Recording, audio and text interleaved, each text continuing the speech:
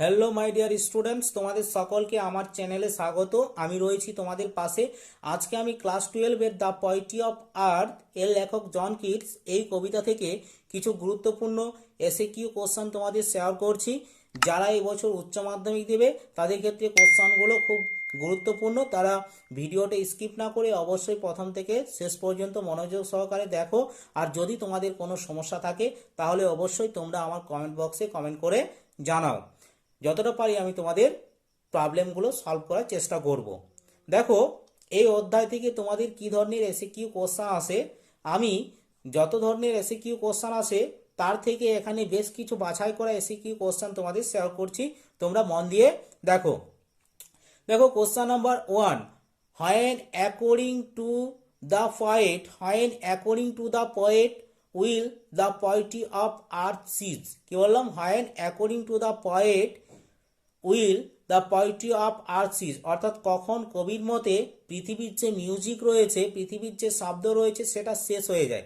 দেখো অ্যান্সারটা কীরকম লিখতে হয়। Answer, according to the poetry of Earth will cease at no point of time, অর্থাৎ পৃথিবীর যে মিউজিক রয়েছে সেই মিউজিকটি শেষ হয়ে যাওয়ার কোনো সময়সীমা নেই, অর্থাৎ সেটা বলতে পারি যে কখনো শেষ হয় না।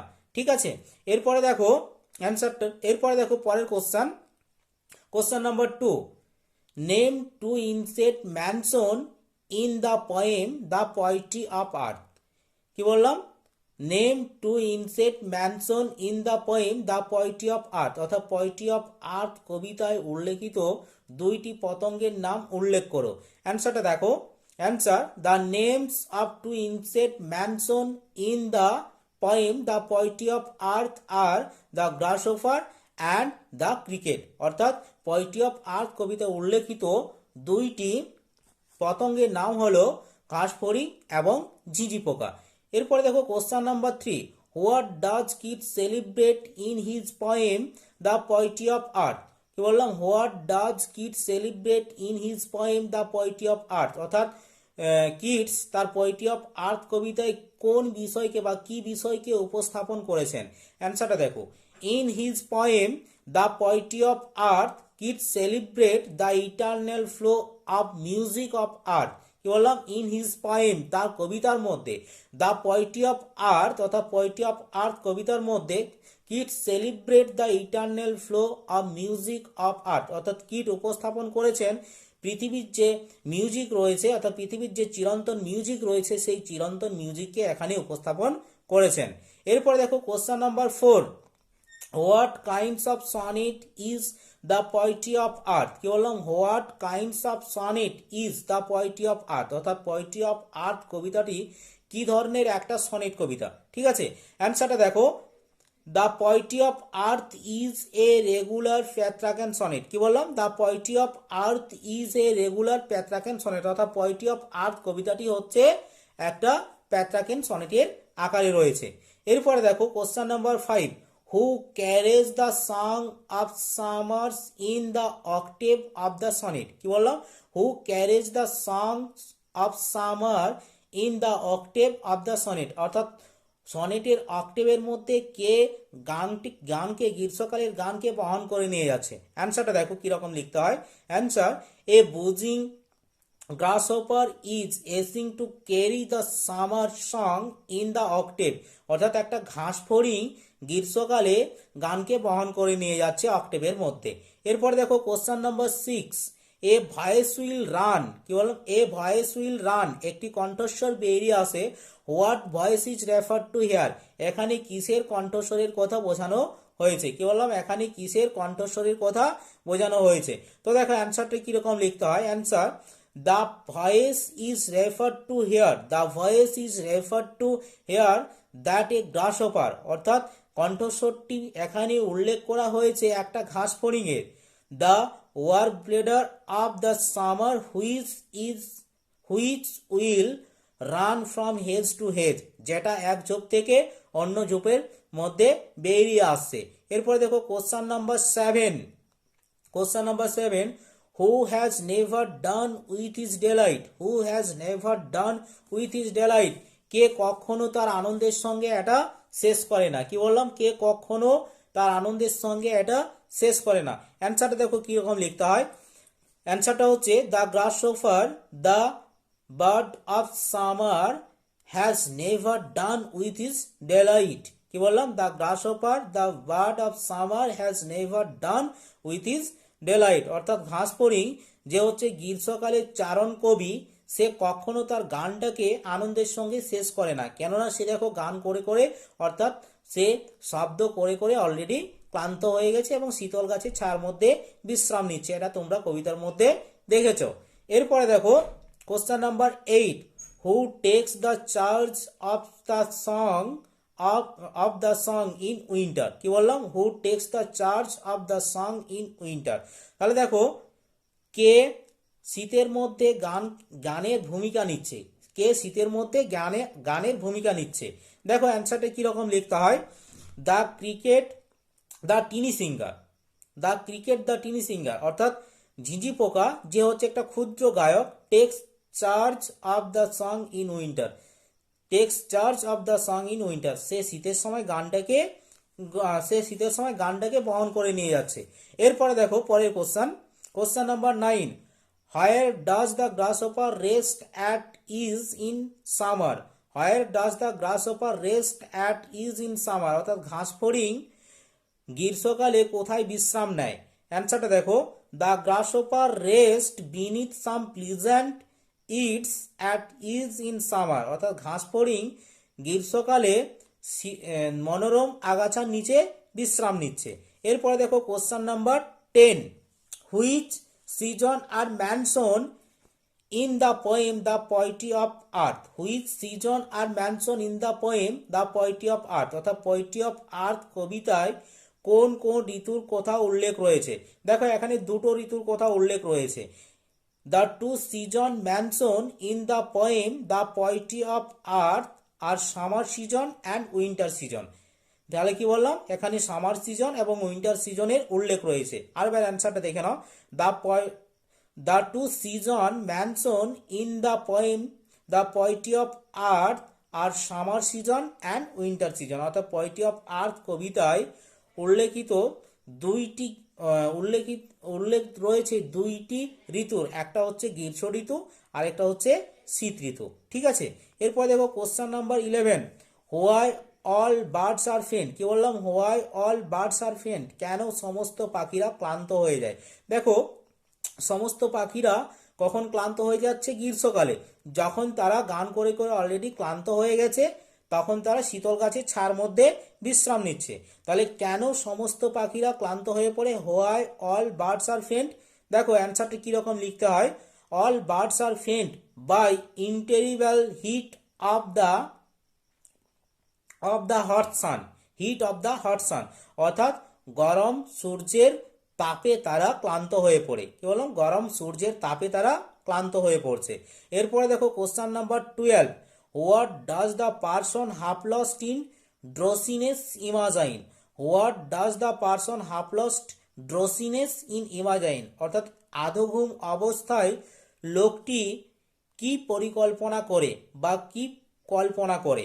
দেখো অ্যান্সারটা কিরকম লিখতে হয়। The person half lost in drowsiness imagine the cricket song as the song of the গ্রাসহপার।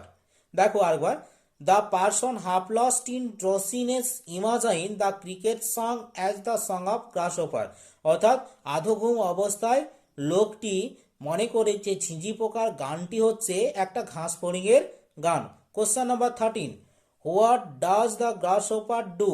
What does the গ্রাসহপার do when it is tired without fun.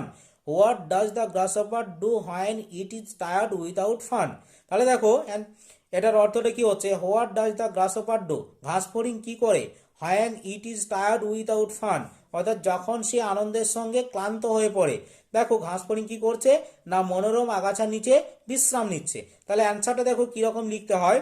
When the গ্রাসহপার is tired without fun, যখন ঘাসফড়িং আনন্দের সঙ্গে ক্লান্ত হয়ে পড়ে, he takes rest beneath some pleasant it at is.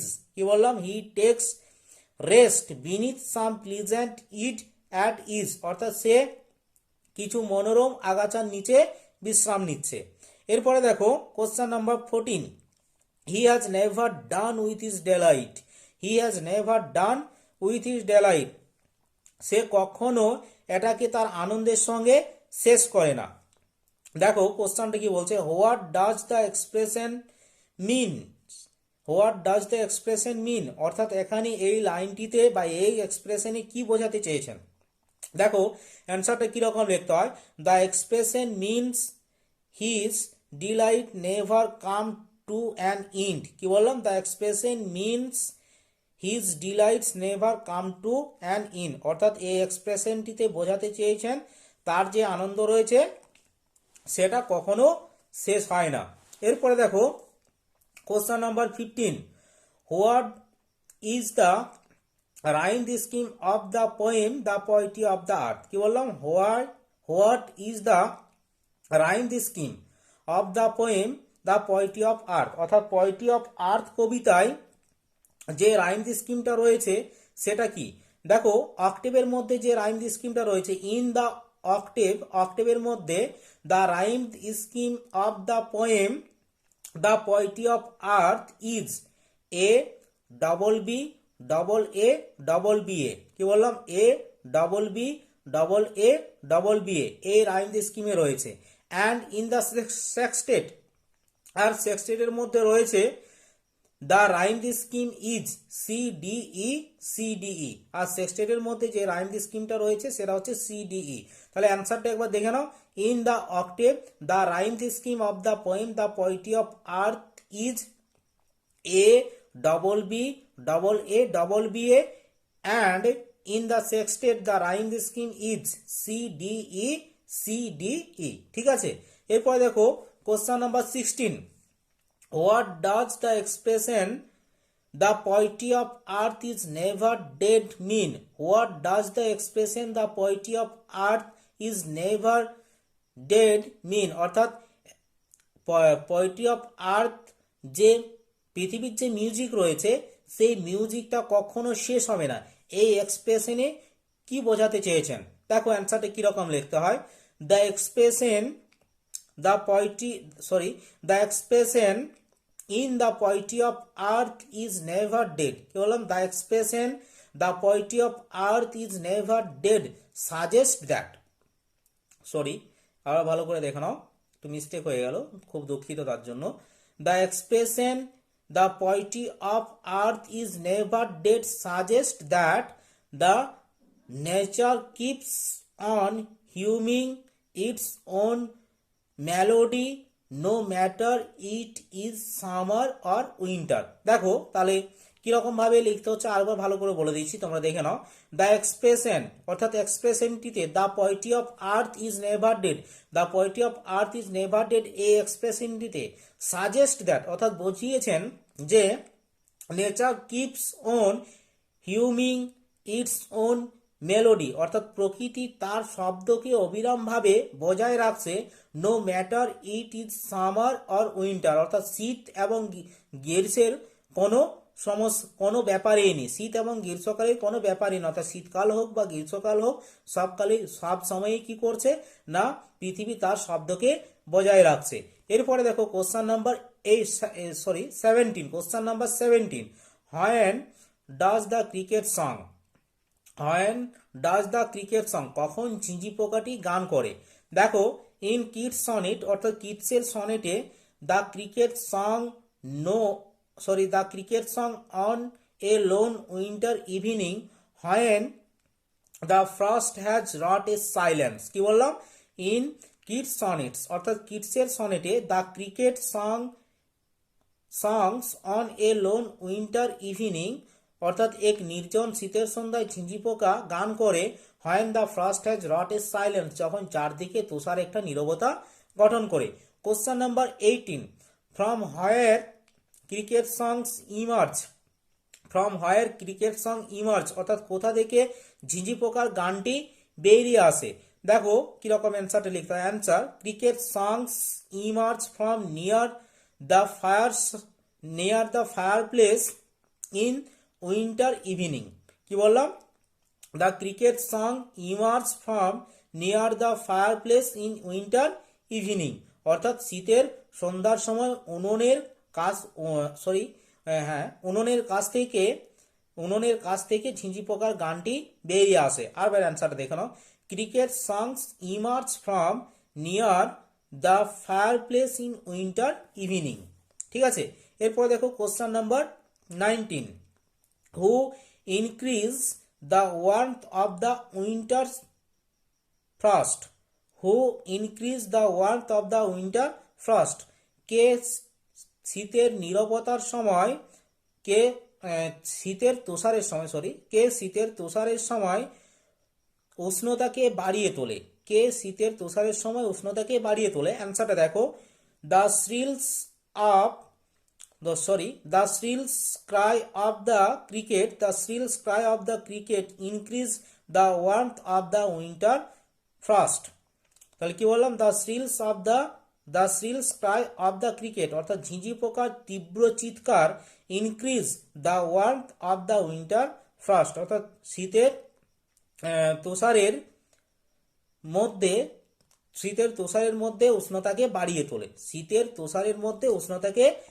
তোলে, বাড়িয়ে তোলে। আরেকবার অ্যান্সারটা দেখে নাও, the shrill cry of the cricket increase the warmth of the winter frost. আজকে এই